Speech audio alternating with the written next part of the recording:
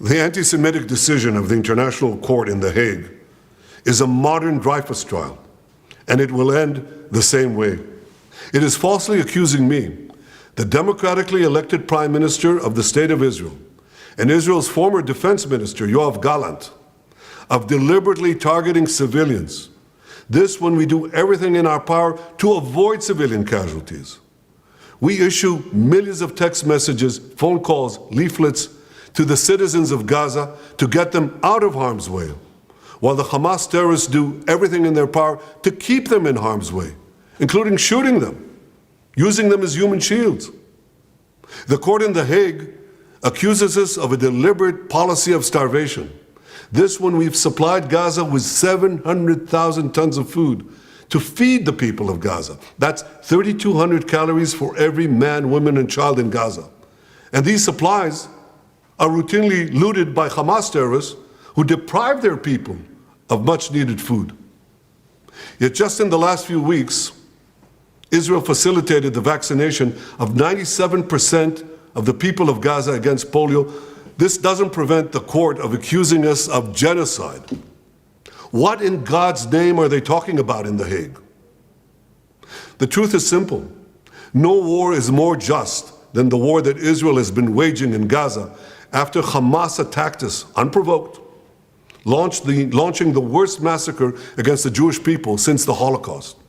The decision to issue an arrest warrant against me, the democratically elected Prime Minister of the State of Israel, and our former Defense Minister, was made by a rogue prosecutor who's trying to extricate himself from sexual harassment charges, and by biased judges who are motivated by anti-Semitic sentiments against the one and only Jewish state.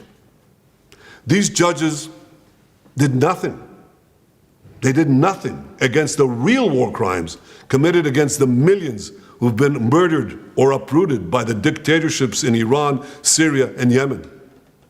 Instead, they falsely accused the one democracy in the Middle East, Israel, thereby imperiling the right of all democracies to defend themselves against murderous terrorists and tyrants.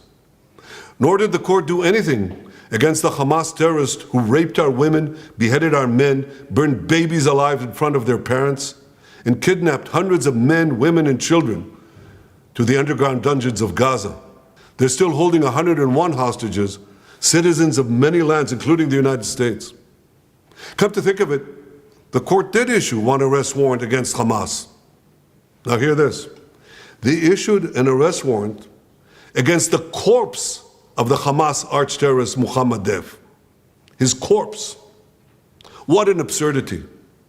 No biased anti-Israel decision in The Hague will prevent the State of Israel from defending its citizens. Israel will not recognize the validity of this decision.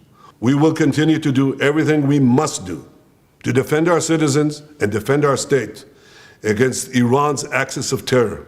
Iran and its terrorist proxies, which include Hamas, Hezbollah, the Houthis, and others.